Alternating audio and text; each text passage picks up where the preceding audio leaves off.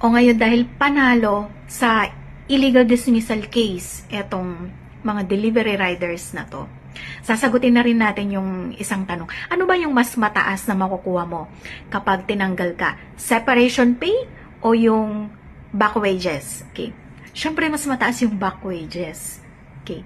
Bakit mas mataas yung back wages? Ito nga pala, yung back wages, ano ba tong back wages and kailan mo ba to nakukuha?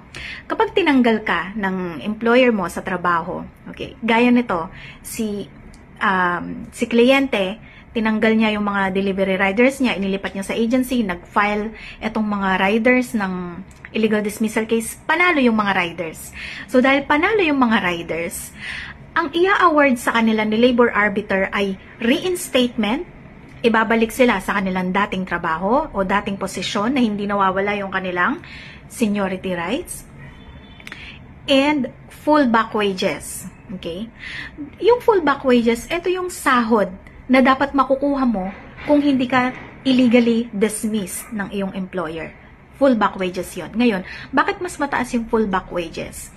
Kasi, habang tumatakbo yung kaso, binibilang yung back wages mo, yung sahod mo. So, para kang sumasahod. Okay, habang naka-file yung kaso, hanggang sa maging final yung desisyon ng korte. So, hanggang saan ba yung bilang ng back wages? Hanggang labor arbiter lang ba? Kasama ba ang NLRC, Court of Appeals, Supreme Court? Hanggang maging final po sa higher court. Okay? Siyempre, kapag panalo ka sa labor arbiter, aapila yan. Aapila yung employer mo. So, aapila sa NLRC. Kapag panalo ka sa NLRC, aapila uli yan sa Court of Appeals. Kapag panalo ka sa Court of Appeals, aapila pa yan sa Supreme Court.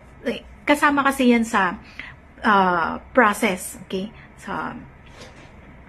Sa right ni employer na iapila yung mga desisyon na sa tingin niya ay hindi pabor sa kanya. Okay?